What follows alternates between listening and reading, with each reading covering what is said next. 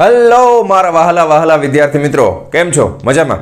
તો વહાલા વિદ્યાર્થી મિત્રો, અત્યારે આપણે જોઈ રહ્યા છીએ ધોરણ 12 science physics chapter number 14 semiconductor, બરાબર, જેનો આ ચોથો લેક્ચર છે. અને આજના લેક્ચરમાં આપણે જોવાના છીએ અશુદ્ધ અર્ધવાહકો. તો સૌથી પહેલા તમને શુદ્ધ અર્ધવાહકો આવડવા ખૂબ જ જરૂરી છે. તો શુદ્ધ અર્ધવાહકોનો લેક્ચર તમે ના જોયો હોય તો પ્લેલિસ્ટની અંદર તમને સેમિકન્ડક્ટર બાય ફાલ્ગુન સર લખશો એટલે મળી જશે. એમાં ત્રીજો લેક્ચર છે, એ પહેલા જોઈ લેજો, બરાબર છે. તો ચાલો શરૂ કરીએ ફટાફટ આજનો લેક્ચર. તો આજે આપણે શીખવાના છીએ અશુદ્ધ અર્ધવાહકો વિશે, અને ખાસ કરીને આજના લેક્ચરમાં પી પ્રકારના અને એન પ્રકારના અર્ધવાહકો વિશે આપણે સંપૂર્ણ માહિતી મેળવવાના છીએ, બરાબર. તો ચાલો શરૂ કરીએ પ્રસ્તાવનાની સાથે. તો સૌથી પહેલા તો અશુદ્ધ અર્ધવાહકો બનાવવાની જરૂર શું કામ પડે છે? તો કે આપણે જોઈ લીધું કે શુદ્ધ અર્ધવાહકો જે છે એ રૂમ ટેમ્પરેચર ઉપર, એટલે કે રૂમ ટેમ્પરેચર એટલે 25 થી 30 ડિગ્રી સેલ્સિયસ તમે તાપમાન ગણો, તો એ તાપમાન ઉપર એમાં મુક્ત ઇલેક્ટ્રોન અથવા હોલની સંખ્યા ખૂબ જ અલ્પ હોય છે, ખૂબ જ ઓછી હોય છે, જેથી કરીને એ વિદ્યુતનું વહન કરવા માટે સક્ષમ હોતા નથી. અને એની મદદથી તમે કોઈ પણ જાતના ઇલેક્ટ્રોનિક્સ ઉપકરણો બનાવી શકતા નથી, કારણ કે એમાં મુક્ત ઇલેક્ટ્રોન અથવા હોલની સંખ્યા ખૂબ જ ઓછી હોય. તો એ બનાવી જ ના શકાય, સિમ્પલ વસ્તુ છે. એ ન બનાવી શકાય એટલા માટે થઈને તમે ઇલેક્ટ્રોનિક સાધનોમાં ઉપયોગ ન કરી શકો, તો એ ન હાલે. તો હવે આપણે કંઈક કરવું પડશે. તો હવે આપણે એક કામ કરીએ. શું કરીએ? તો કે શુદ્ધ અર્ધવાહકોની અંદર આપણે અમુક એવી ચોક્કસ પ્રકારની અશુદ્ધિ ઉમેરી દઈએ કે જેથી કરીને એની વાહકતામાં ઘણો બધો વધારો થઈ શકે, તો આપણને એ કામમાં આવી શકે. ખ્યાલ આવી ગયો? તો હવે આપણે શું કરવાના છીએ? શુદ્ધ અર્ધવાહકો એટલે કે સિલિકોન અને જર્મેનિયમની અંદર આપણે અમુક ચોક્કસ માત્રાની અંદર અશુદ્ધિ ઉમેરવાના છીએ, બરાબર છે. તો એ અશુદ્ધિ, સૌથી પહેલા તો પ્રશ્ન એ આવે કે અશુદ્ધિ આપણે ઉમેરવાના છીએ, તો અશુદ્ધિ આપણે કેટલી ઉમેરવી જોઈએ, બરાબર છે. તો પ્રયોગો દ્વારા આપણને ખબર પડી કે અશુદ્ધિ જે ઉમેરવામાં આવે છે ને, એ અશુદ્ધિ લગભગ 10 લાખે અમુક, બરાબર, જેને તમે કેમિસ્ટ્રીની અંદર પાર્ટ્સ પર મિલિયન તરીકે ઓળખો છો. મિલિયન એટલે 10 લાખ. તો 10 લાખે અમુક પરમાણુઓ છે એ અશુદ્ધિને ઉમેરવામાં આવે છે, બરાબર છે. તો હવે જનરલી તમને એક હું એક્ઝામ્પલ આપું, પ્રેક્ટિકલ એક્ઝામ્પલ, કે અશુદ્ધિના પરમાણુઓ કેટલા હોય છે એ આપણને નવી ટેક્સ્ટ બુકમાંથી નીકળી ગયું છે, પણ તમને અંદાજો આવે કે કેટલા ઉમેરવામાં આવે છે. હવે એવું કહેવાય છે કે 10⁶ શુદ્ધ પરમાણુ હોય ને, શુદ્ધ પરમાણુઓ એટલે સિલિકોન, જર્મેનિયમ, તો એમાં એક અશુદ્ધ પરમાણુ હોય, અશુદ્ધિનો પરમાણુ, બરાબર, આ રીતે ઉમેરવામાં આવે છે. હવે 10⁶ શુદ્ધ પરમાણુ એટલે કે સિલિકોન, જર્મેનિયમ, એમાં એક અશુદ્ધિનો પરમાણુ. તો હવે તમે વિચારો કે ધારો કે આપણી પાસે 1 મોલ સ્ફટિક છે. કેટલું છે? 1 મોલ સ્ફટિક છે. 1 મોલ એટલે 6.023 × 10⁻23 થાય. તો 10⁻23 હોય સ્ફટિક. હવે તમે 10⁶ 1 ઉમેરો તો 10⁻23 કેટલા થાય? તો તમે ગણતરી કરશો ને તો એ તમને 10⁻17 અશુદ્ધિના પરમાણુ મળશે, બરાબર. અશુદ્ધિના પરમાણુઓ તમને મળશે. હવે અશુદ્ધિના જેટલા પરમાણુઓ હોય ને, તમારે પરમાણુ દીઠ 1 ઇલેક્ટ્રોન અથવા 1 હોલ ગણી લેવાનો. એટલે તમે અત્યારે ખાલી સમજવા માટે એવું સમજો કે 10⁻17 1 મોલની અંદર 10⁻17 મુક્ત ઇલેક્ટ્રોન મળે છે. અને જો સારા વાહકની વાત કરવામાં આવે, બરાબર, તો આ વાહકતા તમને એમ થાય કે તો આ વાહકતા વધારે કહેવાય કે ઓછી કહેવાય, તો હું તમને અંદાજિત તમને કહું કે સારામાં સારો વાહક આપણે કોપરને ગણીએ છીએ ને, બરાબર, તાંબાને. તો તાંબાની અંદર 1 મોલ દીઠ જે છે ને 10⁻23 મુક્ત ઇલેક્ટ્રોન હોય. કેટલા હોય? 10⁻23 મુક્ત ઇલેક્ટ્રોન હોય તાંબામાં. તો એની સરખામણીમાં 10⁻17 મળ્યા આપણને. અને આ પોતે અર્ધવાહક છે, તો ઘણું સારું કહેવાય, વાહકતા ઘણી સારી કહેવાય. સમજાય છે તમને? તો આ રીતના આપણે અશુદ્ધિ ઉમેરવામાં આવે છે. હવે એ અશુદ્ધિ જે ઉમેરવામાં આવે છે એના માટે અમુક શબ્દો આપણે ખાસ યાદ રાખવાના છે, બરાબર છે. અશુદ્ધિ ઉમેરવાની જે પ્રક્રિયા છે, બરાબર, તો અશુદ્ધિ ઉમેરવાની પ્રક્રિયા, એના માટે એક સ્પેશિયલ આપણે શબ્દ યુઝ કરવાના છે, જેને આપણે કહેવાના છે ડોપિંગ, બરાબર છે. અશુદ્ધિ ઉમેરવાની પ્રક્રિયાને ડોપિંગ કહે છે, બરાબર. અશુદ્ધિ ઉમેરવાની પ્રક્રિયાને શું કહેવાય? ડોપિંગ કહે છે, બરાબર. હા, પછી અશુદ્ધિ પરમાણુને ખાસ ધ્યાન આપજો. અશુદ્ધિ પરમાણુને ડોપન્ટ્સ કહે છે, ડોપન્ટ્સ, DOPANTS, બરાબર. અશુદ્ધિ પરમાણુને ડોપન્ટ્સ કહે છે. અશુદ્ધિની પ્રક્રિયાને ડોપિંગ કહે છે. અને અશુદ્ધિ ઉમેર્યા પછી જે સેમિકન્ડક્ટર બનશે, અર્ધવાહક બનશે, એ અર્ધવાહકને બરાબર ડોપ્ડ સેમિકન્ડક્ટર કહે છે. બરાબર છે. તો આ ખાસ 3 શબ્દો તમને યાદ હોવા જોઈએ. ડોપિંગ એટલે શું થાય તો કે શુદ્ધ અર્ધવાહકોમાં અશુદ્ધિ ઉમેરવાની પ્રક્રિયાને ડોપિંગ કહે છે. અશુદ્ધિના પરમાણુઓને ડોપન્ટ્સ કહે છે અને અશુદ્ધિ ઉમેરેલા અર્ધવાહકને ડોપ્ડ સેમિકન્ડક્ટર કહે છે. બરાબર. તો આ ખાસ તમે આ શબ્દો યાદ રાખજો. રેડી? તો આ શબ્દો યાદ રાખી લીધા. હવે તમે ધારો કે અશુદ્ધિ ઉમેરવાની ઘણી બધી પ્રક્રિયા છે, એ આપણને ટેક્સ્ટ બુકમાં નથી આપી કે અશુદ્ધિ કઈ રીતના ઉમેરી શકાય. હું તમને ખાલી જાણકારી માટે કહું છું કે ધારો કે શુદ્ધ અર્ધવાહક છે, એને તમે ગરમ કરો અને એની આજુબાજુમાં અશુદ્ધિના પરમાણુઓ તમે રાખી દેશો, તો ગરમ કરવાથી શુદ્ધ અર્ધવાહક છે એ પ્રસરણ પામશે અને એમાં ખાલી જગ્યા થશે, તો એની આજુબાજુમાં જે અશુદ્ધિના પરમાણુઓ છે એની અંદર ઘૂસી જશે. બરાબર. અથવા તો તમે બીજી રીત યુઝ કરો કે અશુદ્ધિના પરમાણુ છે એનો મારો ચલાવો. કોના ઉપર? તો કે શુદ્ધ પરમાણુઓ ઉપર. બરાબર. એટલે એ અમુક લિમિટ સુધી અંદર ઘૂસી જશે અને વચ્ચે પોતાની જગ્યા લઈ લેશે. પણ આ તમારે અશુદ્ધિ ઉમેરવી હોય તો એ કેવી રીતે સારી લાગે? બરાબર છે. જો હું તમને એક બેસ્ટ એક્ઝામ્પલ સમજાવું. ધારો કે આ સરસ મજાના છે ને શુદ્ધ અર્ધવાહકના મસ્તીના એક સરખી સાઈઝના પરમાણુઓ છે ને, એ આ સ્ફટિકમય બંધારણ આપણે શીખાતા ને એવું સરસ મજાનું બંધારણ બનાવીને અહીંયા બેઠા હતા બધાય. બરાબર. હવે એમાં તમે વચમાં છે ને અશુદ્ધિનો પરમાણુ તમારે નાખવો છે. બરાબર. પણ તમે અશુદ્ધિનો પરમાણુ જોયા વિચાર્યા વગર, બરાબર, અશુદ્ધિનો પરમાણુ તમને ખબર પડી ગઈ ને તમે આવડો મોટો પરમાણુ નાખી દો, તો આવું સ્ટ્રક્ચર ચાલે? આવું બંધારણ ચાલે? આ બંધારણ કેવું થઈ ગયું કહેવાય તો કે આ બંધારણ વિકૃત બની ગયું કહેવાય. આ ન ચાલે. સમજાણું? તમારે અશુદ્ધિનો પરમાણુ નાખવો જ હોય તો નાખો, કાંઈ વાંધો નથી. પણ લગભગ આના જેવડો થોડો ઘણો મોટો અથવા થોડો ઘણો નાનો હોય તો ચાલે. બરાબર છે. તો ઓલમોસ્ટ તમે યાદ રાખજો કે જે આપણે શુદ્ધ અર્ધવાહકોમાં અશુદ્ધિ ઉમેરીએ છીએ એ અશુદ્ધિનું કદ છે એ શુદ્ધ અર્ધવાહકના કદ જેટલું જ હોવું જોઈએ, પરમાણુના કદ જેટલું. બરાબર છે. તો એ ખાસ આપણે યાદ રાખશું કે એટલે કે ડોપન્ટ્સ, બરાબર, ડોપન્ટ્સનું કદ છે, અરે ડ લખાઈ ગયો, બોલો ટની જગ્યાએ, ડોપન્ટ્સનું કદ અને શુદ્ધ અર્ધવાહકોનું કદ સમાન હોવા જોઈએ. બરાબર. તો જ આપણે વ્યવસ્થિત બંધારણ સ્ટ્રક્ચર જે છે પહેલા હતું એવું ને એવું રહેશે. બરાબર. નકર સ્ટ્રક્ચર બદલાઈ જાય, વિકૃત સ્ટ્રક્ચર બની જાય તો એ આપણને કંઈ કામમાં આવે નહીં. બરાબર. તો આટલી વસ્તુ આપણે યાદ રાખશું. હવે પ્રશ્ન એ થાય કે સર અશુદ્ધિ ઉમેરવી છે, આટલા બધા બેનિફિટ છે, તો કઈ અશુદ્ધિ ઉમેરાય? હવે એના માટે યાદ રાખીએ. જો કેમેસ્ટ્રી જ છે, બીજું કંઈ નથી આમાં. લગભગ 50% તો કેમેસ્ટ્રી જ આવે છે. હવે સિલિકોન અને જર્મેનિયમ છે એ ચોથા સમૂહના તત્વો છે. ચોથા સમૂહના તત્વો પાસે શું હોય તો કે 4 વેલેન્સ ઇલેક્ટ્રોન હોય. 4 ને ઇંગ્લિશમાં કેમેસ્ટ્રીની અંદર તમે ટેટ્રાવેલેન્ટ કહો છો. બરાબર. તો હવે આપણે અહીંયા લખતા જઈએ. જો ખાસ ધ્યાન રાખજો, સિલિકોન જે છે અને જર્મેનિયમ છે એને કેવા કહેવાય તો કે એને કહેવાય 4 વેલેન્સ ઇલેક્ટ્રોન હોય એટલે એને આપણે ટેટ્રાવેલેન્સ કહીએ છીએ અથવા ટેટ્રાવેલેન્ટ. બરાબર. એની વેલેન્સી 4 હોય. બરાબર. 4 હોય એટલે એને ટેટ્રાવેલેન્ટ કહેવાય. બરાબર. 4ની વેલેન્સી હોય. તો હવે તમારે મુક્ત ઇલેક્ટ્રોન, હવે હોલની સંરચના આપણે ઓલરેડી શીખી ગયા છે, તો કાં એક ઇલેક્ટ્રોન આપણને વધારે મળી જાય તો બેનિફિટ થાય ને કાં તો આપણને હોલ મળી જાય તો ફાયદો થાય. તો તમે વિચારો કે જે ચોથો સમૂહ છે એની જમણી બાજુ તમે જાઓ તો પેન્ટાવેલેન્ટ મળે, તો એમાં 1 ઇલેક્ટ્રોન વધારે હોય. બરાબર છે. તો એમાં છેલ્લી કક્ષામાં 5 ઇલેક્ટ્રોન હોય તો એને પેન્ટાવેલેન્ટ કહેવાય અથવા પેન્ટાવેલેન્સ. તો પહેલા અશુદ્ધિમાં પેન્ટાવેલેન્સ તમે લઈ શકો અને કાં તો તમે એની આગળનો સમૂહ પસંદ કરો તો એ ત્રીજા સમૂહની અંદર આવે તો એને ટ્રાયવેલેન્ટ કહેવાય. બરાબર. અથવા ટ્રાયવેલેન્સ. બરાબર. રેડી? સમજાણું તમે? તો હવે આપણે ખાસ કરીને અશુદ્ધિઓ વિશે જાણકારી લઈ લઈ. 2 પ્રકારની અશુદ્ધિનો આપણે ઉપયોગ કરવાના છીએ. બરાબર છે. એમાં પહેલી આપણે લેશું પેન્ટાવેલેન્સ અશુદ્ધિ. બરાબર છે.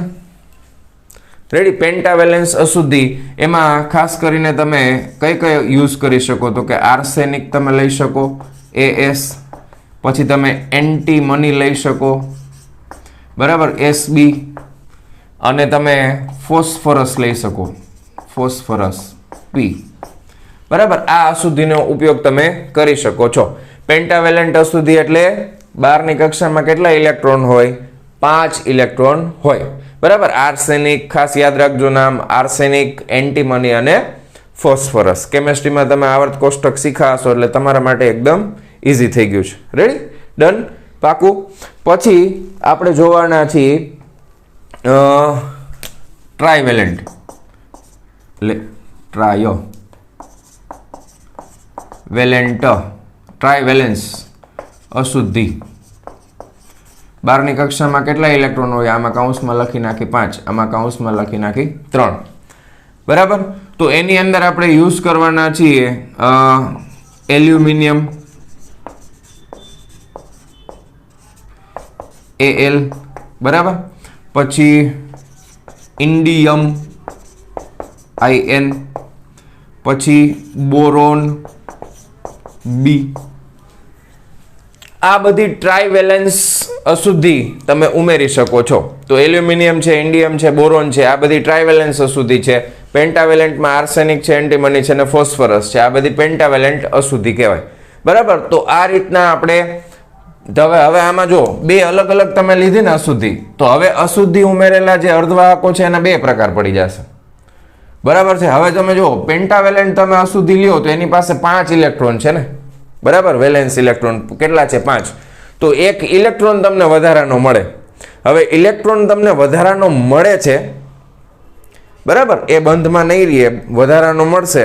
તો એટલા માટે એ ઇલેક્ટ્રોનનો વિદ્યુતભાર નેગેટિવ હોય, ઋણ હોય, એટલા માટે આપણે એને N પ્રકારના અર્ધવાહકો કહેશું. તમે જો ટ્રાયવેલેન્ટ અશુદ્ધિ ઉમેરો તો એની પાસે માત્ર 3 ઇલેક્ટ્રોન હશે છેલ્લી કક્ષામાં. તો 3 ઇલેક્ટ્રોન હશે તો હોલ તમને મળશે વધારાનો. તો હોલ છે એને આપણે ધન વિદ્યુતભારિત કણની જેમ વર્તે છે એવું કીધું હતું લાસ્ટ લેક્ચરમાં. તો એ ધન વિદ્યુતભારિત છે એટલા માટે એને ઇંગ્લિશમાં ધનને પોઝિટિવ કહેવાય. એટલા માટે આપણે એને P પ્રકારના અર્ધવાહકો કહેશું. ખ્યાલ આવ્યું? તો સૌથી પહેલા આ ઇમ્પોર્ટન્ટ વસ્તુઓ જેટલી છે એ તમે નોટ ડાઉન કરી લ્યો અને પછી હવે આપણે શરૂઆત કરવાના છીએ N પ્રકારના અર્ધવાહકોની સાથે, બરાબર. તો ચાલો લખી લ્યો ફટાફટ વિડીયો પોઝ કરીને. ચાલો જવા દઉં છું. ચાલો વિદ્યાર્થી મિત્રો, હવે આપણે જોવાના છીએ N પ્રકારના અર્ધવાહકો. તો હવે આપણને ખ્યાલ છે કે N પ્રકાર એટલે N એટલે નેગેટિવ, નેગેટિવ એટલે ઇલેક્ટ્રોન. તો જેમાં 4 કરતાં વધારે ઇલેક્ટ્રોન હોય, વેલેન્સ ઇલેક્ટ્રોન એટલે 5 ઇલેક્ટ્રોન વાળું. તો 5 ઇલેક્ટ્રોન જેની પાસે હશે એવા પ્રકારની અશુદ્ધિ આપણે શુદ્ધ અર્ધવાહકોમાં ઉમેરી દઈશું એટલે N પ્રકારના અર્ધવાહકો આપણને મળશે, બરાબર છે. તો સૌથી પહેલા આપણે એને આકૃતિની મદદથી સમજવાનું છે. હવે આકૃતિમાં હું તમને બધી વસ્તુ સાથે એનું સ્ટ્રક્ચર આપણે દોરશું, બરાબર. અને અહીંયા આગળ આપણે ઉર્જા પટ્ટો છે એ પણ હું તમને સાથે સમજાવીશ એટલે તમને એકદમ પરફેક્ટલી મગજમાં ઉતરી જશે. તો સૌથી પહેલા આપણે આકૃતિ દોરવાની શરૂઆત કરશું. તો હવે સૌથી પહેલા તમને ખબર જ છે કે આપણે 3 દોરશું. 1 2 3, 1 2 3, 1 2 3. હવે અહીંયા આગળ બધા +4 +4 +4 +4 +4 +4 +4 અને +4 છે. અને આ જે છે એને આપણે રિપ્લેસ કરી દઈશું. આને આપણે રિપ્લેસ કરી દઈશું કેનાથી? તો કે આને આપણે રિપ્લેસ કરશું +5 થી. રેડી? +5 થી તમે રિપ્લેસ કરી નાખો એટલે હવે અહીંયા તો તમને ખબર જ છે સહસંયોજક બંધ આ રીતના ધડાધડ બનવાના સ્ટાર્ટ થઈ જશે, બરાબર છે. આ બધા સહસંયોજક બંધ છે એ આપણે બનાવી નાખ્યા. હવે આ બધા સહસંયોજક બંધ છે એમાં બધામાં એક ઇલેક્ટ્રોન તો છે જે તમને ખબર જ છે. એક અહીંયા નજીક તો એક દૂર, બરાબર. અહીંયા નજીક તો અહીંયા દૂર, અહીંયા નજીક તો અહીંયા દૂર, તો અહીંયા દૂર, તો દૂર, તો નજીક, બરાબર. તો દૂર, તો નજીક, તો દૂર, તો નજીક, દૂર, નજીક, નજીક, દૂર, નજીક, દૂર, બરાબર. તો જો આને કેટલા ઇલેક્ટ્રોન વાપર્યા? તો કે 1 2 3 4, હજી એક વધ્યો એની પાસે, એક ઇલેક્ટ્રોન હજી વધ્યો, બરાબર. અહીંયા હજી બાકી રહી ગયું છે પણ એ તમે સમજી જાજો, તમારે જાતે એવું પછી કરી નાખવાનું. પછી એવું મારી ઉપર એમ નહીં કહેવાનું સર તમે અહીંયા ઓલું એક ઇલેક્ટ્રોન દર્શાવવાનું ભૂલી ગયા, એવું નહીં કરવાનું. That's not fair my dear students. Okay, તો અહીંયા આગળ +5 હતા તો 4 તો સહસંયોજક બંધમાં વપરાઈ ગયા, તો એ એક વધ્યો હજી, બરાબર છે, 4 વપરાઈ ગયા, 1 વધ્યો, તો એ 1 ઇલેક્ટ્રોન છે ને એ અહીંયા નજીકમાં જ હશે, ક્યાંક બહુ દૂર નહીં જાય. બરાબર, એ બંધ ન બનાવી શકો, સમજજો ખાસ. મુક્ત ઇલેક્ટ્રોન એની પાસે છેલ્લી કક્ષામાં કેટલા હતા? ટૂંકમાં 5 ઇલેક્ટ્રોન હતા, એમાંથી 4 ઇલેક્ટ્રોનને બંધ બનાવી નાખ્યા +5 વાળાએ. તો 1 ઇલેક્ટ્રોન છે ને એ દૂર નહીં જાય. શું કામ દૂર નહીં જાય? કારણ કે એનું આ જે ન્યુક્લિયસ છે એમાં જે પ્રોટોન છે એ 1 વધારે જ હશે ને. ખબર પડે છે ને તમને? પ્રોટોન વધારે હોય તો એને ખેંચીને તો રાખશે જ, પણ એ બંધમાં ભાગ નથી લઈ શકતો ને. હવે આને જે +5 વાળો છે ને આને આનો જનક પરમાણુ કહેવાય. આને શું કહેવાય? જનક. બરાબર, જનક પરમાણુ કહેવાય. હવે આ જનક પરમાણુની નજીક જ આટા મારશે, આમ પપ્પાની આજુબાજુ ફરશે, આમ ગોળ ગોળ ગોળ ગોળ ગોળ ગોળ. બરાબર, કારણ કે હવે એને મુક્ત થવા માટે હવે એને જવું તો છે બહાર, પણ એને થોડીક જ ઉર્જાની જરૂર પડશે. ખ્યાલ આવ્યો? કારણ કે બંધમાં જેટલા છે ને એને વધારે ઉર્જા જોઈએ. બંધ તોડવું હોય તો વધારે ઉર્જાની જરૂર પડે, પણ આ બંધમાં સંકળાયેલો નથી, ખાલી એના પપ્પાની બાજુમાં બેઠો છે. તો એને તમે નાની એવી ચોકલેટ આપશો ને તો ત્યાંથી ભાગશે ધડ દઈને. બરાબર છે, ચોકલેટ એટલે થોડીક ઉર્જા, રૂમ ટેમ્પરેચરની ઉર્જા. તો આવા જે અહીંયા આગળ જે મુક્ત ઇલેક્ટ્રોન મળે છે, તો આ તમે અહીંયા આગળ તમે સિલિકોન કે જર્મેનિયમ જો યુઝ કરતા હોય તો આપણે આ કમ્પેરિઝન કરી લઈએ. બરાબર છે, ધારો કે તમે શુદ્ધ અર્ધવાહકોની વાત કરો, ખાલી શુદ્ધની, બરાબર, એટલે કે સિલિકોન અને જર્મેનિયમ. તો સિલિકોન અને જર્મેનિયમમાં જે ઉર્જા શુદ્ધ અર્ધવાહકોમાં જોતી હતી એ લાસ્ટ લેક્ચર વાળું આપણે યાદ કરીએ. તો સિલિકોન માટે કેટલી જોઈએ છે? તો કે 1.1 ઇલેક્ટ્રોન વોલ્ટ જોઈએ છે. જર્મેનિયમમાં 0.72 ઇલેક્ટ્રોન વોલ્ટ જોઈએ છે.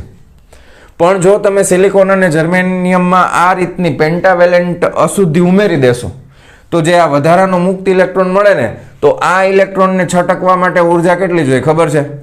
ખાલી સિલિકોન માટે ખાલી 0.05 ઇલેક્ટ્રોન વોલ્ટ જોઈ, અને જર્મેનિયમમાં તો 0.01 ઇલેક્ટ્રોન વોલ્ટ જ જોઈ.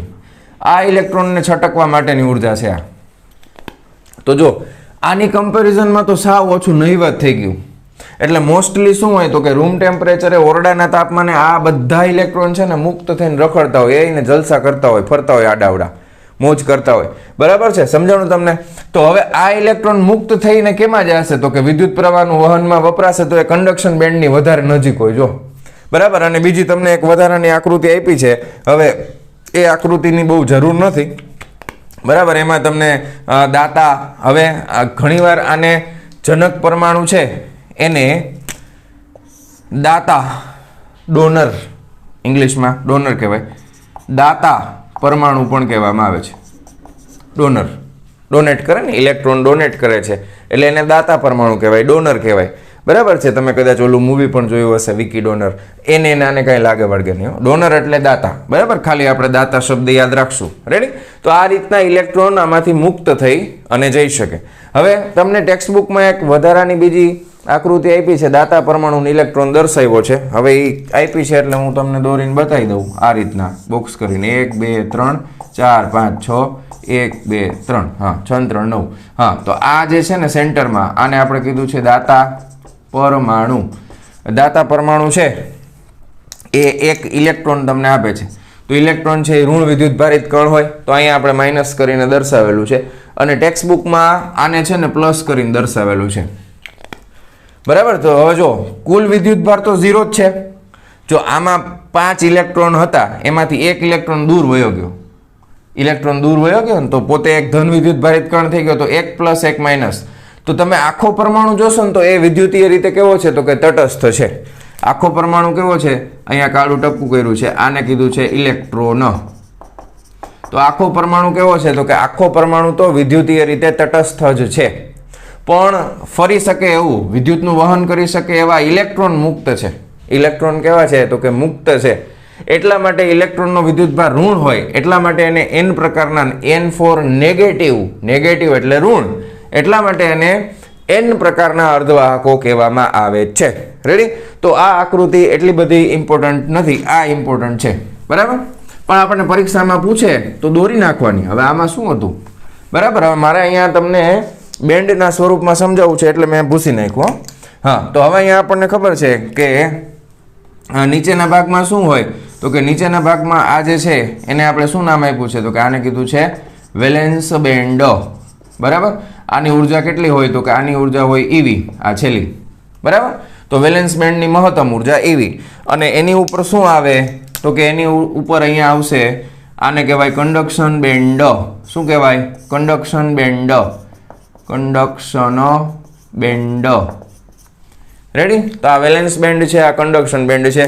કંડક્શન બેન્ડની લઘુત્તમ ઉર્જાને શું કહેવાય? ઈસી કહેવાય. બરાબર? ઈસી. અને અહીંયા વચમાં આ જે આ ઉર્જા છે એને આપણે શું નામ આપ્યું છે? Easy, energy gap. બરાબર? ઉર્જા અંતરાલ. તો આ ઈજી છે, ઉર્જા અંતરાલ.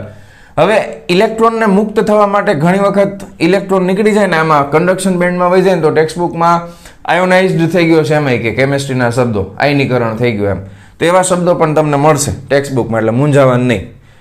રેડી? હવે ખાસ જે છે ને આપણે અશુદ્ધિની વાત કરવાની. આ આકૃતિ તો શુદ્ધ અર્ધવાહક જેવી જ છે, એક્ઝેક્ટ સેમ, કાંઈ વાંધો નથી તમને. બરાબર? હવે આ ઇલેક્ટ્રોન જે છે ને મેં તમને કીધું કેટલી ઉર્જા જોઈએ? 0.05 અને 0.01. તો એ છે ને અહીંયા ઊભા હોય હો બધાય આ રીતના, અહીંયા આમ સરસ રીતે. બરાબર? આ બધા રહ્યા ને આ ઇલેક્ટ્રોન એ બધા અહીંયા હોય, જો મસ્ત ગોઠવાયેલા હોય. બરાબર? તો અહીંયા એને જવું છે કંડક્શન બેન્ડમાં, તો કંડક્શન બેન્ડની નજીક હોય. બરાબર? તો તમે જુઓ ને આટલો ગેપ જે આવ્યો ને આ પટ્ટો, તો આ ઉર્જા છે એ કેટલી હોય ખબર છે? તો કે આ ઉર્જા છે એ 0.05 ઇલેક્ટ્રોન વોલ્ટ હોય. કોના માટે? તો કે હા સિલિકોન માટે. અને 0.01 ઇલેક્ટ્રોન વોલ્ટ હોય કોના માટે? તો કે જર્મેનિયમ માટે. તો ખાલી આટલી જ ઉર્જા આપે ને એટલે તરત અહીંથી કૂદકો મારીને ક્યાં વયા જાય? તો કંડક્શન બેન્ડમાં વયા જાય. બરાબર છે? ખ્યાલ આવે તમને? ખાલી આટલો જ કૂદકો મારવાનો. બરાબર? ને ઉર્જા પણ ખૂબ જ ઓછી જ હોય છે. બરાબર? હવે તમે ખાલી વિચારો કે હવે ઓલરેડી આપણને ખબર છે કે અહીંયા વેલેન્સ બેન્ડની અંદર ઓલરેડી ઇલેક્ટ્રોન તો હતા જ. બરાબર? શુદ્ધ અર્ધવાહકમાં ઇલેક્ટ્રોન તો આ રહેવાના જ છે. બરાબર? અને આપણને ખબર છે કે રૂમ ટેમ્પરેચરે અમુક બહુ ઓછા રેર કેસની અંદર ઇલેક્ટ્રોન છે આમાંથી આમાં અમુક ગયા જ હશે. તો ધારો કે અહીંયાથી એક ઇલેક્ટ્રોન છે એ મૂવ કરીને ગતિ કરીને અહીંયા જતો રહ્યો છે. બરાબર છે? તો અહીંયા આગળ કોની રચના થાય? હવે તમને ખબર જ છે અહીંયા આગળ કોની રચના થાય? તો કે અહીંયા આગળ હોલની રચના થાય. બરાબર છે? હવે આવા હોલની સંખ્યા કેટલી આમાં? તો કે બહુ જ ઓછી, ખૂબ જ ઓછી, કારણ કે રૂમ ટેમ્પરેચરે હોલ એટલા બધા આપણને મળવાના નથી. બરાબર? હવે જો બીજી એક વસ્તુ પણ તમને કહું, મેં લાસ્ટ ટાઈમ તમને કહેવાની રહી ગઈ હતી. હવે એવું નથી કે ઇલેક્ટ્રોન જ અહીંયા વેલેન્સ બેન્ડમાંથી ગતિ કરીને કંડક્શન બેન્ડમાં જ જાય ખાલી. બરાબર? હવે અહીંયા આગળ કંડક્શન બેન્ડના ઇલેક્ટ્રોનની ઉર્જા ખતમ થઈ જાય તો એ પાછા ગતિ કરીને વેલેન્સ બેન્ડમાં આવે. એને પાછું રિકન્સ્ટ્રક્શન કહેવાય, પાછું સંયોજન થાય એનું. બરાબર છે? રિકન્સ્ટ્રક્શન કહેવાય. તો ઇલેક્ટ્રોન જેવી રીતના વેલેન્સમાંથી કંડક્શનમાં જાય છે એવી રીતના ગતિ કરીને કંડક્શનમાંથી વેલેન્સમાં આવતા હોય એવું જરૂર નથી. એટલે એરો આપણે બે બાજુ રાખ્યા, વેલેન્સમાંથી કંડક્શનમાં ગયા, કંડક્શનમાંથી વેલેન્સમાં, એવું થતું જ હોય સતત. ખ્યાલ આવે તમને? હા. તો એ વસ્તુ પોસિબલ જ છે. બરાબર? તો આ ખાસ આપણે યાદ રાખશું. હવે અહીંયા આગળ તમે વિચારો કે હવે આને રૂમ ટેમ્પરેચર મળી ગયું છે એટલે મોટા ભાગના જેટલા રહ્યા ને આ બધા, હવે આ મેં જે તમને આકૃતિ દોરી ને અત્યારે નીચેવાળી આ 0 કેલ્વિને છે એવું સમજજો ખાસ. બરાબર છે? આ 0 કેલ્વિને હોય એટલે અહીંયાથી આ ઇલેક્ટ્રોન અહીંયા ન હોય. બરાબર? અને અહીંયા આગળ હોલ પણ ન હોય. બરાબર? તો એ ફરી પાછું જે હતું એવું ને એવું આપણે દોર નાખી. આ જે છે એઝ ઇટ ઇઝ આપણે પાછું દોર કરી નાખ્યું. રેડી? તો આ મેં આકૃતિ દોરી છે ને ક્યારે દોરી છે? તો કે 0 કેલ્વિન તાપમાને દોરી છે. તો અહીંયા આગળ જો અત્યારે એક પણ ઇલેક્ટ્રોન મુક્ત નથી, પણ રૂમ ટેમ્પરેચરે આ બધા જેટલા રહ્યા ને નાના છૂટકું આ છૂટકું બધા છે ને અહીંથી ઉપડીને અહીંયા વયા જાય. બધા અહીંયાથી ગતિ કરીને આ કંડક્શન બેન્ડમાં આટા મારવાનું ચાલુ કરી દેશે. બરાબર? આ બધા નીકળી જાય, બધા અહીંયાથી છટકી જાય, કારણ કે બહુ ઓછી ઉર્જાની જરૂર છે, બહુ ઓછી ઉર્જાની જરૂર છે. ખ્યાલ આવ્યો? અને અરે હવે તો અહીંયાથી પણ અમુક નીકળી ગયા છે એટલે અહીંયા હોલની રચના થાય ને અમુક ઇલેક્ટ્રોન અહીંયાથી અહીંયા પણ ગયા હોય. પણ હવે તમે એક વસ્તુ નોટિસ કરો, જો આમાં વિદ્યુતના વહન માટે જવાબદાર વધારે સંખ્યામાં શું છે? આ રચનામાં શું દેખાય તમને? ઇલેક્ટ્રોન છે. જો કંડક્શન બેન્ડમાં ઇલેક્ટ્રોનની સંખ્યા બહુ વધારે છે, વેલેન્સ બેન્ડમાં હોલની સંખ્યા ખૂબ ઓછી છે ખરી, પણ ખૂબ જ ઓછી. તો હવે મુક્ત ઇલેક્ટ્રોનની સંખ્યાને આપણે કેના વડે દર્શાવીએ છીએ? તો કે મુક્ત ઇલેક્ટ્રોનની સંખ્યાને આપણે Ne વડે દર્શાવીએ છીએ. તો મુક્ત ઇલેક્ટ્રોનની સંખ્યા ઘણી વધારે છે અને અહીંયા આગળ વેલેન્સ બેન્ડમાં હોલની સંખ્યા છે એ ખૂબ જ ઓછી છે. તો હોલની સંખ્યા ખૂબ જ ઓછી હોવાથી આ ખૂબ જ વધારે, આ ખૂબ જ ઓછું. બરાબર છે? રેડી? તો અહીંયા આગળ ધ્યાન આપજો, n પ્રકારના અર્ધવાહકોમાં મેજોરિટી ચાર્જ કેરિયર, ઇંગ્લિશ શબ્દ છે મેજોરિટી ચાર્જ કેરિયર. બરાબર છે? તો મેજોરિટી એટલે વધારે સંખ્યામાં હોય એવા, બહુસંખ્યકો.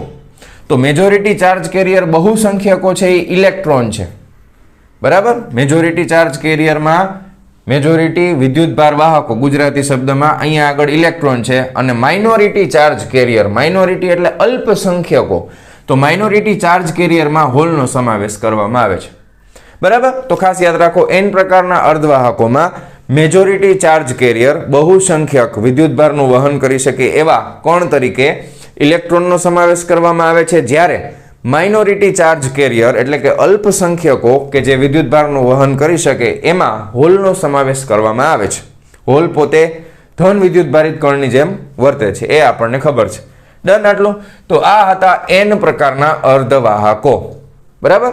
આશા રાખું છું લગભગ તમને સમજાઈ ગયું હશે બધું, બરાબર. અને જેવું તમને આ બધું આખું થિયરી તમે લેક્ચર જોઈ લો પછી ટેક્સ્ટ બુકમાંથી પાછું રીડ કરી લેવાનું, એટલે એકદમ પરફેક્ટ તમને મગજમાં ઉતરી જશે, બરાબર. તો આ નોટ ડાઉન કરો. અને હવે આપણે જોવાના છીએ p પ્રકારના અર્ધવાહકો. રેડી? ચાલો જવા દઉં છું. ચાલો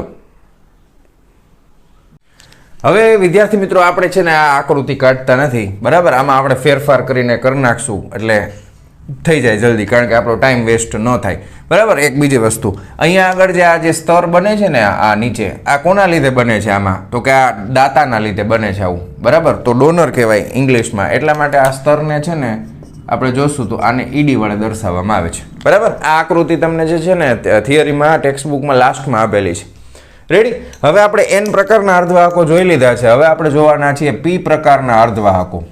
તો p પ્રકારનો જે અર્ધવાહક છે એમાં કઈ અશુદ્ધિ ઉમેરવામાં આવે છે? તો કે એમાં ટ્રાઇવેલેન્ટ અશુદ્ધિ ઉમેરવામાં આવે છે, બરાબર.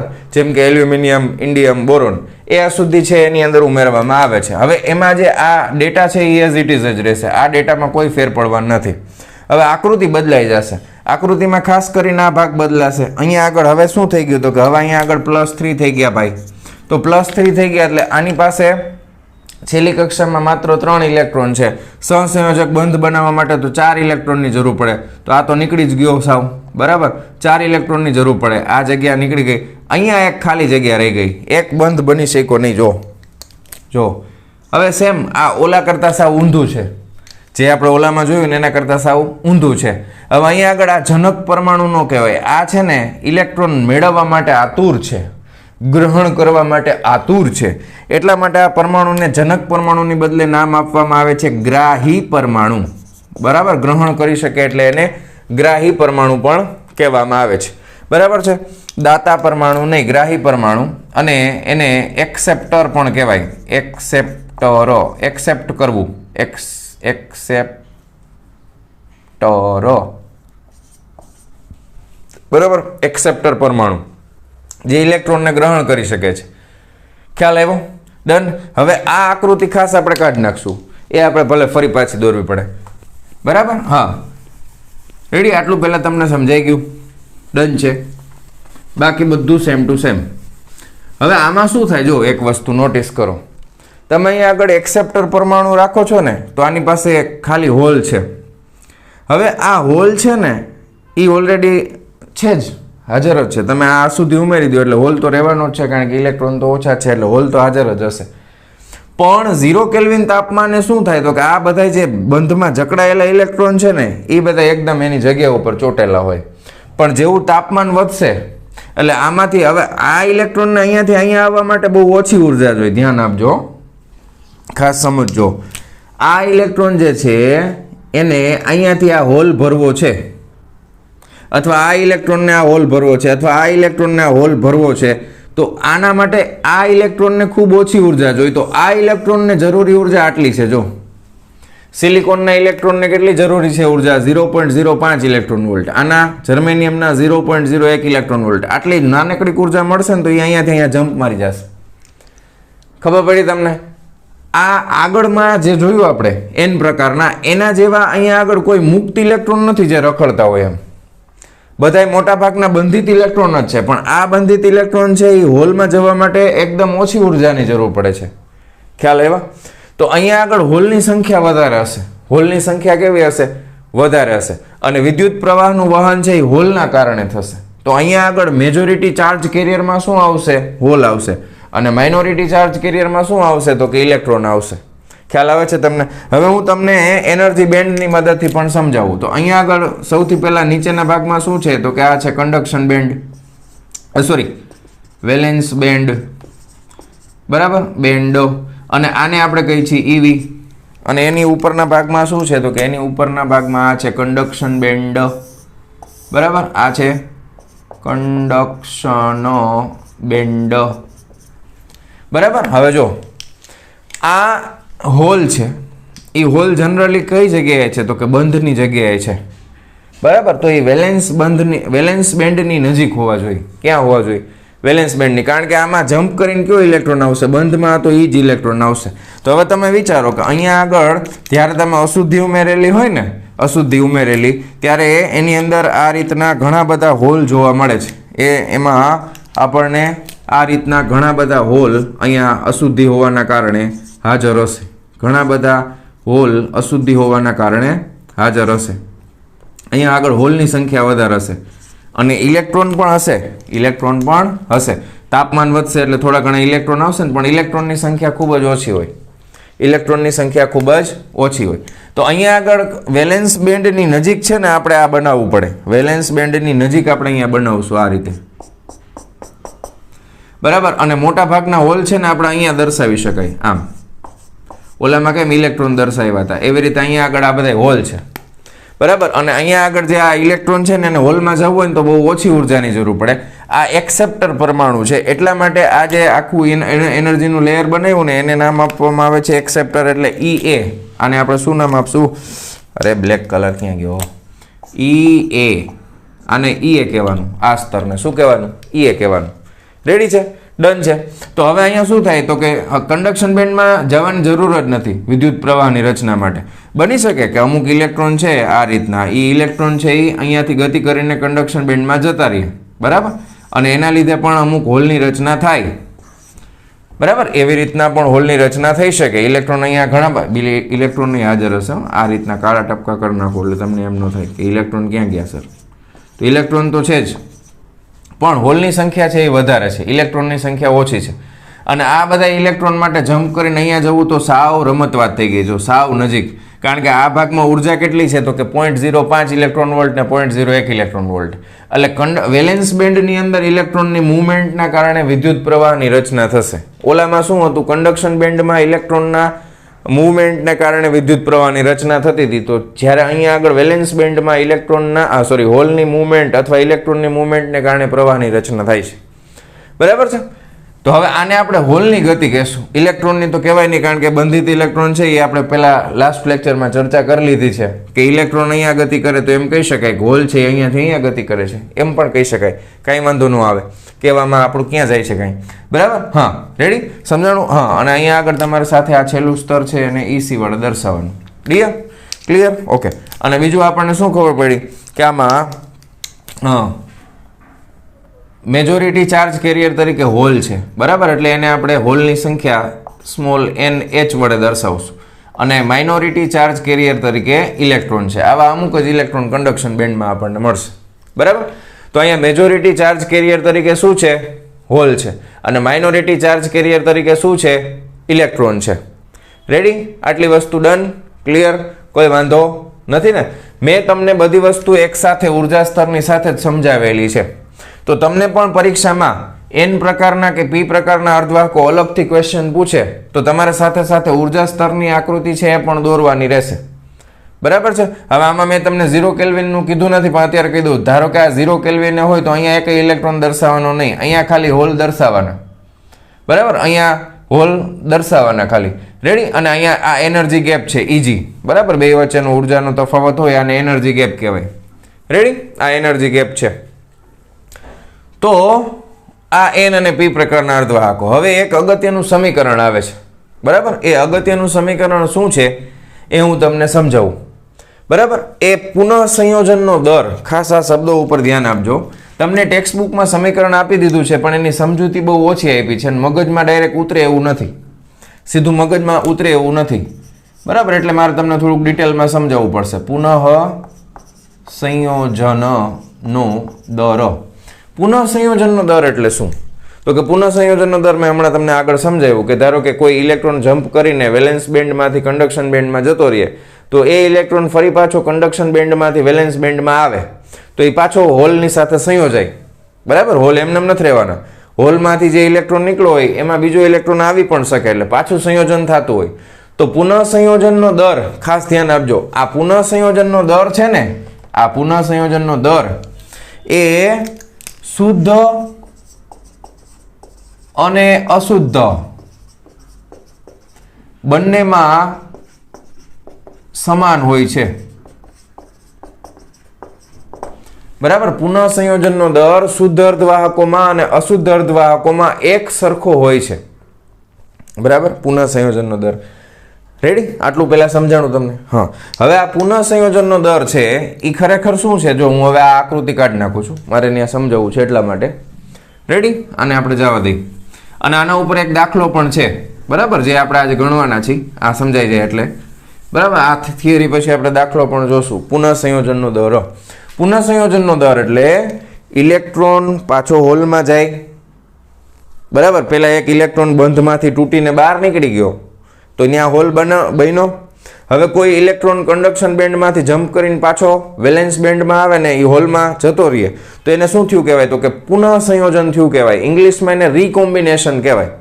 તો એ પુનઃ સંયોજનનો જે દર છે એ તમે શુદ્ધ અર્ધવાહક લ્યો, ખાલી +4 હોય એવા, કે અશુદ્ધ અર્ધવાહક લ્યો જેમાં એકમાં હોલ, મેજોરિટી ચાર્જ કેરિયરમાં એકમાં હોલ છે, એકમાં ઇલેક્ટ્રોન છે, તો પણ બંનેમાં પુનઃ સંયોજનનો દર એક સરખો જ જોવા મળે છે. પુનઃ સંયોજનનો દર બદલાતો નથી.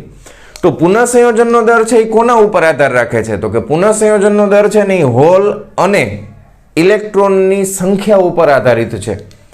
એકમ કદ દીઠ હોલ અને ઇલેક્ટ્રોનની સંખ્યા ઉપર આધારિત છે. હવે હું તમને સૂત્ર આખું તારવીને બતાવું છું. બરાબર છે? તો એ આપણે ખાસ તમને ત્યારે જ મગજમાં બેસશે. તો પુનઃ સંયોજનનો દર ચલે છે ઇલેક્ટ્રોનની સંખ્યા ગુણ્યા હોલની સંખ્યા. આ રીતના ચલે છે. તો અહીંયા પુનઃ સંયોજનનો દર એના બરાબર, જો સપ્રમાણતા કાઢવી હોય તો કંઈક અચળાંક દાખલ કરવો પડે ને, તો આપણે કેપિટલ R દાખલ કરી તો NE/NH. બરાબર, તો આ R ને શું કહેવામાં આવે છે? પુનઃ સંયોજન દરનો અચળાંક કહેવાય. એનાથી અત્યારે આપણે કંઈ લેવા દેવા નથી. R ને આપણે લખતા નથી કારણ કે ટેક્સ્ટ બુકમાં નથી. આ ખાલી તમને સમજાવવા માટે. R એટલે કોઈ અચળાંક છે, પુનઃ સંયોજન દરનો અચળાંક, એવું તમે માનો. બરાબર છે? હવે આ મેં જે દર્શાવ્યું છે આ શુદ્ધ અર્ધવાહકો માટે છે. બરાબર, હવે તમે લખો કે અહીંયા આગળ શુદ્ધ અર્ધવાહકો હોય, શુદ્ધ અર્ધવાહકો, તો એમાં આપણે એક વસ્તુ સૂત્ર જોયું હતું કે NE = NH = NI લખતા હતા. શુદ્ધ વાહકોની સંખ્યા, NI એટલે ઇન્ટ્રિન્સિક વાહકો. NE = NH = શું લખતા હતા? NI આપણે લખતા હતા. રેડી? તો હવે આ સમીકરણ છે એ સૂત્ર બદલાઈ જશે. R = NE NH ની જગ્યાએ NI લખી નાખો તો આ NI નો સ્ક્વેર થઈ જાય. સમજાણું? હવે આ મેં શુદ્ધ અર્ધવાહકો માટે લખ્યું. શેના માટે લખ્યું? શુદ્ધ અર્ધવાહકો માટે પુનઃ સંયોજનનો દર. બરાબર, શુદ્ધ અર્ધવાહકો માટે પુનઃ સંયોજનનો દર આ છે. હવે અશુદ્ધ અર્ધવાહકોમાં સરખા નથી. હોલે એકમાં હોલ વધારે છે, એકમાં ઇલેક્ટ્રોન વધારે છે, પણ પુનઃ સંયોજનનો દર તો આ બંનેના ગુણાકાર ઉપર જ આધાર રાખે છે. ખાસ વાક્ય સમજજો. પુનઃ સંયોજનનો દર તો આ બંનેના ગુણાકાર ઉપર જ આધાર રાખે છે. તો હવે હું અહીંયા આગળ જો અશુદ્ધ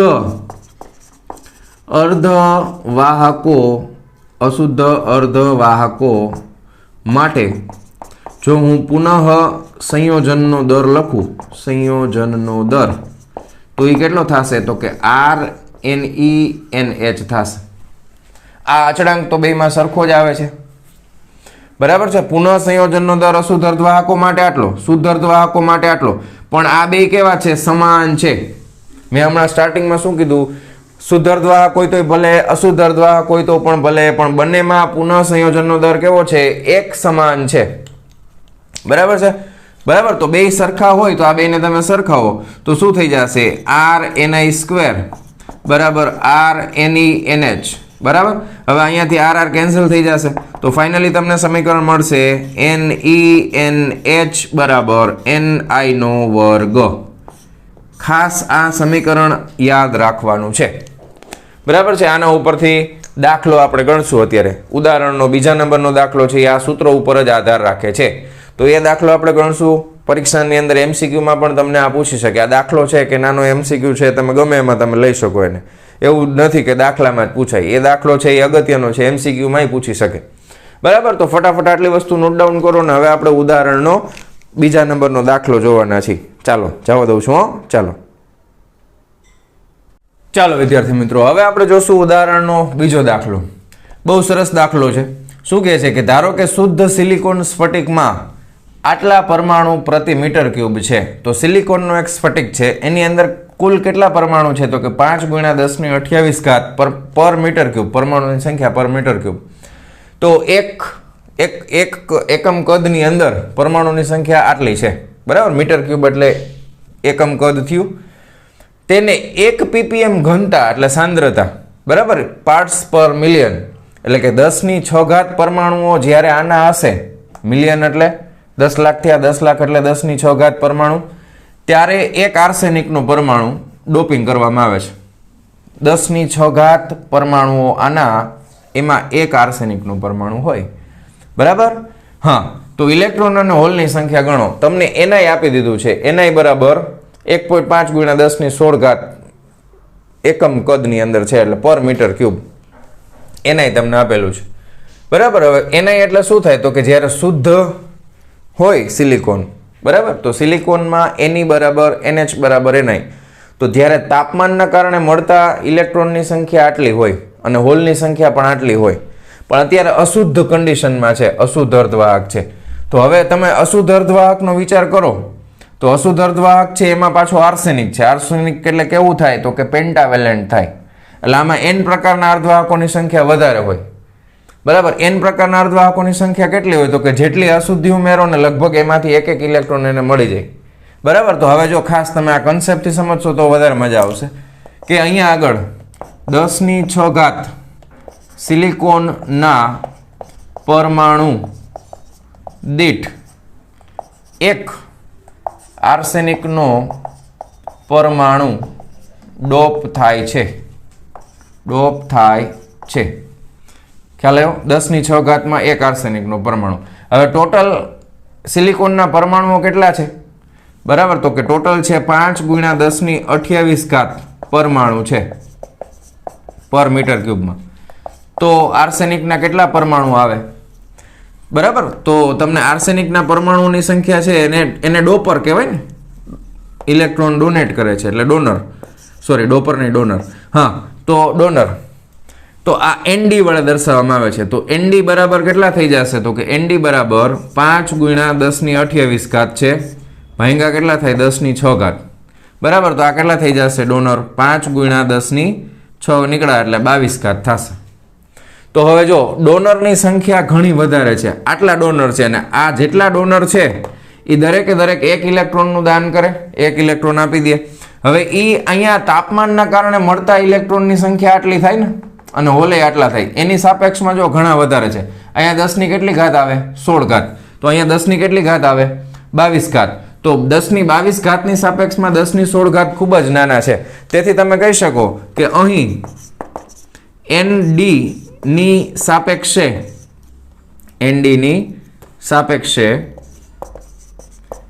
Ni ખૂબ જ નાના હોવાથી, બરાબર, નકર તમારે શું કરવું પડે? આમાં આને ઉમેરવા પડે એટલા ઇલેક્ટ્રોન થાય. સમજાણું તમને શું કહેવા માંગુ છું? આમાં આ સંખ્યા ઉમેરો એટલા ઇલેક્ટ્રોન થાય. હવે એને ઉમેરવામાં 10⁻16 માં 22 ઉમેરો તો ઓલા તો બહુ નાના થાય, 0.00. બરાબર. 16 ને કેટલા 22 થાય? 16 ને 6 22, તો 0.00000 એમાં આવ્યા રાખે 6 આંકડા સુધી. તો એ બહુ નાનું થાય. એટલે ND ની સાપેક્ષમાં એને ખૂબ જ નાના હોવાથી આપણે ડાયરેક્ટલી લખી નખાય કે મુક્ત, એમ જ પૂછ્યું છે ને? હા, ઇલેક્ટ્રોનની સંખ્યા, અથવા મુક્ત નથી લખવું, ઇલેક્ટ્રોન અથવા મુક્ત જ લખો ને ભાઈ.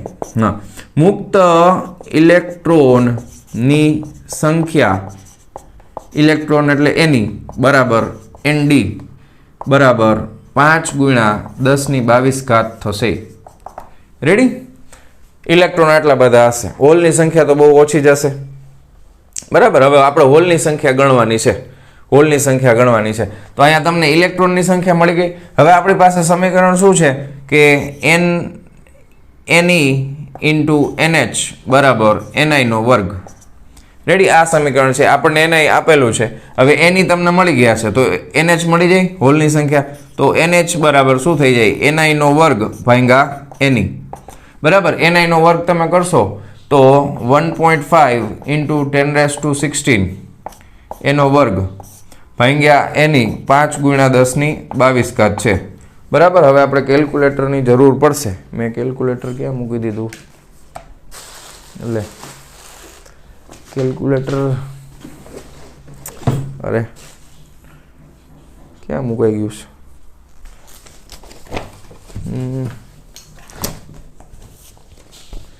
અત્યારે કેલ્ક્યુલેટર ક્યાંક મુકાઈ ગયું છે. તો 2.25 ગુણ્યા 10^32 આવશે. આ અત્યારે કેલ્ક્યુલેટર ક્યાંક મુકાઈ ગયું છે. સોરી. 16 દુ 32 અને આ તમને ખબર જ છે 15 નો વર્ગ શું થાય? 225 થાય. બરાબર. ભાગાકારમાં શું છે? 5 અને આ 10 ની કેટલા ઘાત છે? 10^22 છે. બરાબર. તો આનો જરાક ભાગાકાર કરો તો 5 ચોક 20. બરાબર. પોઈન્ટમાં આવશે ને? હા, પોઈન્ટમાં આવશે 0.5 ચોક 20 2 વૈદા 25 ગુણ્યા 10^22 ને 32 એટલે 10 ઘાત થયા. તો આને 4.5 ગુણ્યા 10^9. બરાબર. આ હોલની સંખ્યા છે. આ હોલની સંખ્યા આપણને મળશે. રેડી? ડન. તો ખાસ તમારે આ વસ્તુ સમજવાની છે. હવે ટેક્સ્ટબુકમાં આજે આગળનો ભાગ છે ને એ ડિટેલમાં નથી સમજાવ્યો એટલે ઘણા કન્ફ્યુઝ થઈ જાય કે સર આમાં શું કર્યું છે, કંઈ ટપો તો પડતો નહીં. બરાબર છે. ઇલેક્ટ્રોનની સંખ્યા આટલી કેવી રીતે આવે ને નથી સમજાવ્યું. હવે આ નો મળે તો આ નો મળે હોલની સંખ્યા. બરાબર. એટલે આ ખાસ તમને ન સમજાણું હોય તો ફરી પાછું એકવાર જોઈ લેજો એટલે તમારો આઈડિયા એકદમ ક્લિયર થઈ જશે. રેડી? તો વહાલા વિદ્યાર્થી મિત્રો, આજનો આ લેક્ચર આપણે અહીંયા પૂરો કરીએ છીએ. મળીએ છીએ પાછા નેક્સ્ટ વિડીયો લેક્ચરમાં આના પછીના ટોપિકની સાથે. ત્યાં સુધી આવજો.